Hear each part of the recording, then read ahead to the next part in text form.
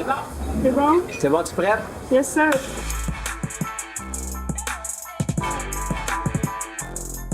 Bon, ben salut la gang, bienvenue sur Camtolinaire. Aujourd'hui, je suis avec Jean-Marie Lapointe. Espèce de chanceuse. Qui a fait plusieurs émissions, qui est un grand sportif, qui fait plein d'affaires dans la vie, dans le fond.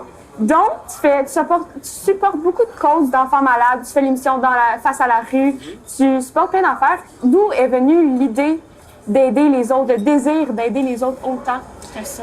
Depuis ma naissance, mon enfance, tu sais, les gens ne savent peut-être pas, mais mon père, c'est Jean Lapointe. Jean Lapointe, c'est quelqu'un qui a donné son nom à une maison qui soigne les alcooliques, les toxicomanes, la maison Jean Lapointe. Puis, papa, dans ces années-là, il faut que tu te ramènes, c'est un petit peu comme aujourd'hui, c'est qui tes humoristes, tes vedettes préférées? Donne-moi là, des hots, là. Mettons Julien Lacroix, Okay. José Hood, Bon. des choses. Bien, imagine Louis-José Hood qui décide d'avoir une maison pour soigner des personnes handicapées, des personnes malades. Bien, imagine ça. Bien, à cette époque-là, Jean Lapointe, c'était un gros nom de l'humour et il avait donné son nom à la maison Jean Lapointe. Puis moi, j'allais souvent accompagner mon père dans le temps des fêtes, aller voir les personnes en thérapie, aller voir les gens. C'est un petit peu du bénévolat aussi. Puis la sœur aînée de mon père, ma tante Cécile, elle est décédée, ça fait quelques années, mais c'est une religieuse, c'est une vraie missionnaire. Tu sais, on connaît l'expression Mère Teresa. Être une vraie Mère Teresa, mais elle, c'était une vraie Mère Teresa. Elle a donné sa vie. C'était une vraie vocation pour les plus déshérités, les plus poqués de la société. Donc, quand tu as ça comme exemple dans ta vie, dans ta famille, ça te pousse à vouloir peut-être penser un petit peu plus aux autres, pas juste à toi, tu sais. Donc, exactement. C'est comme ça que ça a commencé, ma sensibilité face aux personnes plus vulnérables. Puis je me rappelle, plus jeune, j'avais une santé très fragile. J'étais souvent hospitalisé. J'étais souvent malade. Et on dirait que ça a peut-être donné une naissance aussi en moi, cette sensibilité-là à ceux qui souffrent. Puis je savais c'était quoi la souffrance. Puis je savais qu'est-ce que ça causait autour de moi. Quand j'étais malade, je voyais les yeux inquiets de mes parents, de ma famille, de mes tantes, mes oncles. Donc, j'ai réalisé qu'un petit enfant malade, ben ça dérangeait autour. Pas que ça dérange, parce que oh, t'arrêtes, tu me déranges. Non, c'est que ça inquiète les gens autour. Donc, ça, c'est venu aussi m'habiter depuis que je suis tout petit. On s'est dit, bien, regarde, si j'avais à faire un projet de télé, ça serait quoi?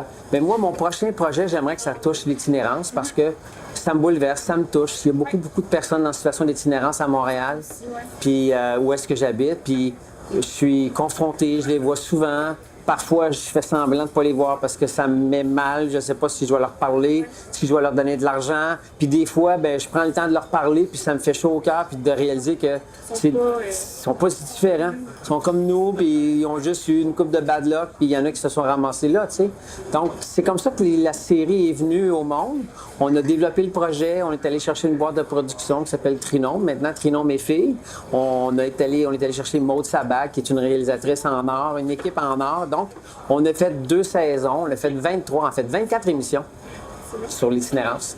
Avec cette émission-là, qu'est-ce que tu apprends de ces gens-là? Qu'est-ce qui t'ont permis de grandir en toi? C'est quelque chose que tu as appris? Bien, beaucoup de choses que j'ai pu apprendre. Bien, premièrement, j'ai trouvé les gens extrêmement généreux de raconter leur vie parce que on a tous des choses qu'on a faites, toi puis moi, puis on est un peu gênés ou on a honte, puis on n'est pas prêt d'en parler devant une caméra. Et je trouve que les gens ont été extrêmement généreux de raconter leur vie, de raconter qu'est-ce qui leur est arrivé pour qu'ils se ramassent à la télé. Oui, puis se ramassent dans la rue, puis racontent ça à la télé, tu sais. Et que le fait qu'on a eu accès à des gens extrêmement généreux, extrêmement vrais et vulnérables, c'est probablement ça qui a contribué à ce qu'on change notre regard vers ces gens-là, puis qu'on réalise que, OK, présentement, ce gars-là, cette fille-là, il est dans la rue, mais avant, il n'était pas. Puis après, il veut surtout pas l'être. Donc, on l'a dans ce moment-ci de sa vie, mais il y a eu une vie avant. Donc, on comprend aussi c'est quoi qui a pu lui arriver pour qu'il se ramasse là. Donc, ça fait qu'on n'est plus dans le jugement, on est plus dans la compassion, on est plus dans la sensibilité de voir, OK, ce gars-là, il n'est pas arrivé là pour rien. Là, on comprend plus. Puis, les situations qu'ils vivent ne sont pas nécessairement toujours faciles. Est-ce que tu fais une genre de barrière, si on peut dire, avant de ne pas assimiler leur émotion pour que ça t'affecte? Jamais. Non, moi, je plonge. Ouais. Parce que j'ai... Et je fais ça dans l'accompagnement. Hein. C'est ça, quand j'accompagne un enfant en fin de vie, je fais du bénévolat à l'hôpital Sainte-Justine, quand je suis avec des personnes qui ont des handicaps, peu importe la difficulté, le handicap ou la limitation que je rencontre, Moi, quand je décide de m'investir dans une relation, j'y vais pas à moitié. Je rentre. Tu sais, je m'investis. Oui, mais en même temps, pour arriver à te connecter sur l'autre, tu n'as pas le choix de t'investir émotionnellement. C'est un peu comme si tu es pour être en relation amoureuse. Si tu y vas ces breaks, ben pour éviter d'avoir de la peine, je vais juste t'aimer à moitié, tu sais. Si t'es de même dans tes amitiés, si t'es de même en amour, ça marchera pas. Puis c'est la même chose dans l'engagement. Puis je pense que quand tu y vas avec tout ton cœur, oui, ça va te toucher. Oui, tu vas peut-être pleurer. Oui, ça va te bouleverser. Mais t'es mieux de vivre ces émotions-là, puis après ça, sortent de toi, que d'y aller. Ouais, non, moi, je suis pas capable de le faire. Je suis trop un gars entier. Moi, je dis souvent à la blague, moi, j'ai 2 vitesses. Si j'ai le turbo ou le reculon, entre les deux, ça marche pas bien, bien. Alors, je suis assez intense, mais cette intensité-là me sert plus qu'à me nuire. Est-ce qu'il y a quelque chose qu'on pourrait faire pour leur faire passer une meilleure journée ou les aider à juste avoir un meilleur sourire? Ta première réponse, à quoi tu penses, toi? Si je te dis, à quoi tu penses? Une bonne journée ou un sourire, quelque chose comme ça. Tu l'as. Tu as la réponse. Parfait. Juste ça, juste le fait de... Souvent, les gens disent, par manque de temps, je peux pas arrêter, je peux pas engager la conversation, je peux pas... Bon, bien, si toi, tu as du temps, là, prends-le. Donne-toi 5 minutes, puis passe du temps avec le gars ou la fille que tu vois dans la rue, tu sais, qui quémande un petit peu d'argent. Alors, en échange de peut-être 1 pièce que tu vas lui donner, tu vas avoir passé du temps avec lui, tu vas lui avoir posé quelques questions, tu vas t'être intéressé. C'est intéressé à lui ou à elle, tu sais, puis de créer cet échange-là pendant quelques minutes, tu vas lui avoir permis de se sentir comme un être humain. T'sais? Et alors que la plupart des gens vont faire ça, ils ne voudront pas le regarder, ils vont faire semblant de ne pas l'avoir vu. Toi, tu vas avoir fait tout le contraire. Donc, c'est pas tant un conseil, mais c'est juste essayer donc de créer un lien. C'est la chose la plus importante. Puis mets-toi à la place de ce gars-là qui est à terre, tu sais, qui a son petit gobelet puis qui veut avoir un peu de change. Si toi, tu étais là, comment tu aimerais qu'on se comporte avec toi? Je suis un gars passionné, je suis un gars intense. Puis je pense que la phrase qui me définit bien, je suis un gars sensible, je suis un gars humain, je suis un gars qui essaie d'avoir du sens dans sa vie, qui essaie de faire du bien. Mais je pense que je suis un gars passionné, en quête d'équilibre. Je suis pas le contraire. Je suis pas un gars équilibré qui se cherche des passions. C'est pas ça. Donc, je pense que d'avoir trouvé qui j'étais, j'ai une unicité, j'ai quelque chose qui fait que je suis différent de toi. Toi, tu es différente de moi. Mais moi, ma job dans la vie, c'est de trouver en quoi je suis différent. Et en quoi cette différence-là peut servir? En quoi, moi, je peux servir l'humanité avec ma différence? Puis, servir l'humanité, là, c'est pas nécessairement d'inventer un nouveau Facebook qui va changer l'humanité. Non, mais en quoi, moi, je peux apporter quelque chose de plus aux autres dans l'humanité? Puis, des fois, c'est des petites affaires, là, c'est pas grand-chose. Tu sais, face à la rue, ça a commencé par du bénévolat, ça a commencé par, oui, j'ai commencé à faire du bénévolat à la mission Bon Accueil, une ressource pour les hommes et les femmes en situation d'itinérance. Mais c'est devenu quand même une série télé qui a eu un beau succès, mais c'était pas du tout ça que je m'alignais à faire. Moi, je voulais pas faire une série avec du succès, c'était pas ce que je voulais faire. Je voulais juste faire du bien, mais je voulais aussi faire en sorte que le projet sur lequel je travaillais, il allait contribuer à ce qu'on change notre regard face aux personnes en situation d'itinérance. Donc, qu'est-ce que j'aimerais que les jeunes retiennent? Bien, que chaque être humain, chaque jeune sur la planète, il y a quelque chose qui fait qu'il est différent. Bien, trouver cette différence-là, puis cultive-la, cette différence-là. Bats-toi pas contre elle. Tu as quelque chose de spécial, bien, vas-y, utilise-le, puis offre-le. C'est ça ta job, c'est d'offrir toute ta différence. Je comprends. Dernièrement, tu as passé à Tout le monde en parle, puis tu as parlé que anciennement, tu as eu des problématiques, tu as frôlé l'itinérance, puis tu as réussi à t'en sortir. Ouais. Qu'est-ce qui t'a permis, qu'est-ce qui t'a donné la force de sortir de ça? Bien, Florence, je vais amener quand même une nuance. Je peux pas dire que j'ai frôlé l'itinérance, mais j'ai été sans emploi, j'ai été financièrement serré et j'aurais pu faire faillite. Et quand tu fais faillite puis que tu as de la misère à reprendre le dessus, c'est des histoires comme ça que j'ai rencontrées qui ont mené à la rue. Donc, j'aurais pu me ramasser à la rue si j'avais pas été aidé. Donc, ce qui m'a aidé, c'est que j'ai eu des gens qui m'ont fronté de l'argent, qui m'ont avancé de l'argent, qui m'ont prêté de l'argent. J'ai eu des gens qui ont cru en moi. J'ai eu de l'aide. J'ai eu de l'aide parce que j'ai pu partager ma souffrance, ma peine, mes angoisses auprès de certaines personnes autour de moi. Ça m'a aidé. Vraiment, là, et qu'est-ce qui m'a empêché et où ça, après, mettons, à quoi je m'accrochais.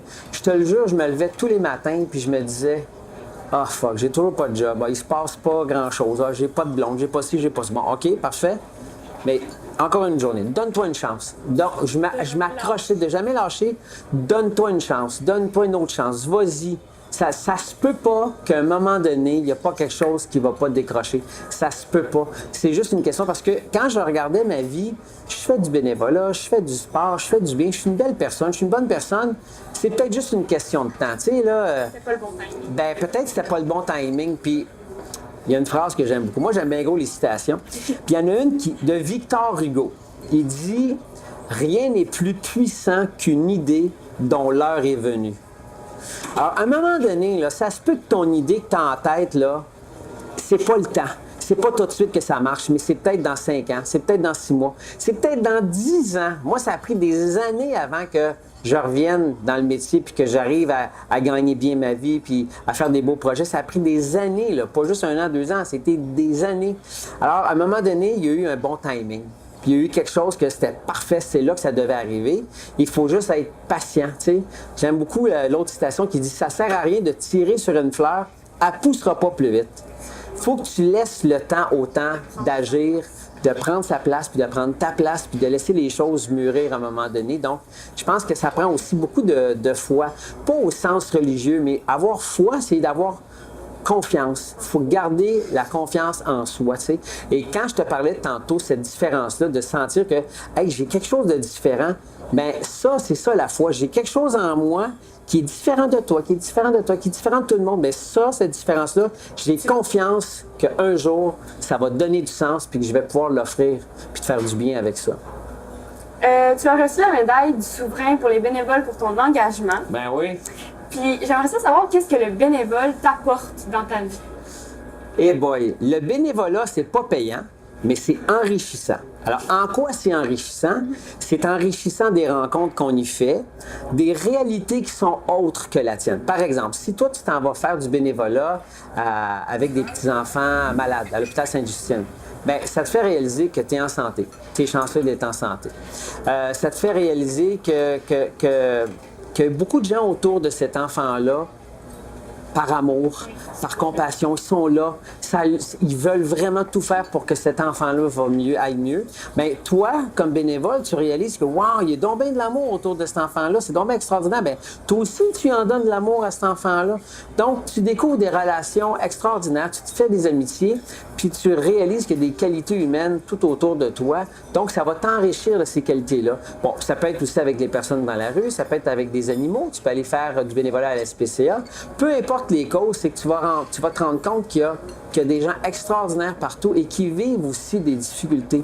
Donc, de voir ces difficultés-là, la personne qui a un handicap, bien, ça va peut-être te dire « Wow, il est courageux » ou encore « Il continue, il se bat fort, puis il se donne une chance, tu sais, puis tu te dis « Wow, bien, ça veut dire que la résilience, c'est-à-dire que tu as une épreuve, puis tu es capable de te remettre de cette épreuve-là, puis de grandir avec l'épreuve, bien, ça veut dire que moi aussi j'ai ça. Parce que le gars qui est en fauteuil roulant suite à un accident d'auto ou de moto, il a perdu l'usage de ses jambes, mais il a réussi à continuer, il a réussi à se trouver une autre vie. Alors toi, quand tu fais du bénévolat avec les personnes qui ont des handicaps, tu réalises que, ces gens-là ont réussi à se transformer une vie, puis à avoir une vie quand même, somme toute, malgré le handicap, plus que normal, une vie qui a plein de sens. Donc, ça te dit que si toi, il t'arrive une bad luck, puis tu perds l'usage d'une jambe, ou d'un bras ou de l'ouïe, bien, ta vie n'est pas finie, ta vie va être autre, mais elle ne sera pas finie, tu sais. Donc, ça, pour moi, le bénévolat me permet de voir plein d'autres nouvelles vies et qui sont très enrichissantes pour moi et qui me donnent du courage et qui me donnent des notions que s'il m'arrive une bad luck, bien, moi, j'ai vu des exemples qui m'ont appris. Je pense que ce que j'aurais envie de dire aux jeunes, il y a 2 choses. Trouve ta différence, puis une fois que tu l'as trouvée, là, offre-la, puis amuse-toi avec cette différence-là. Mais si tu la trouves pas, ben de ne pas te décourager, parce que ça peut prendre du temps. Ça se peut que ça soit juste dans 5 ans, dans 10 ans, dans 6 mois que tu vas avoir un flash de génie, tu sais. Donc, c'est d'être patient avec toi. Dans des fois, des moments, des fois, c'est inconfortable, hein, d'être adolescent, c'est pas toujours facile. Puis d'accepter que là, présentement, c'est inconfortable, mais ça sera pas toujours inconfortable. Donc, des fois, il y a des choses que tu vis, c'est tough, mais ça sera pas tout le temps tough. Puis la chose la plus haute encore, puis je pense que je vais terminer là-dessus, c'est que la chose que tu trouves tough, là, puis que des fois, tu as des idées noires, puis on a des jeunes qui ont des idées suicidaires, puis c'est épouvantable. Mais ça va peut-être faire en sorte que ça va faire du bien à quelqu'un. Parce que l'épreuve que tu vas avoir vécue, là, que tu vas avoir trouvé vraiment tough, bien, peut-être dans 6 mois, peut-être dans 5 ans, il y a quelqu'un qui va venir te voir, bien, tu vas aider quelqu'un avec ça.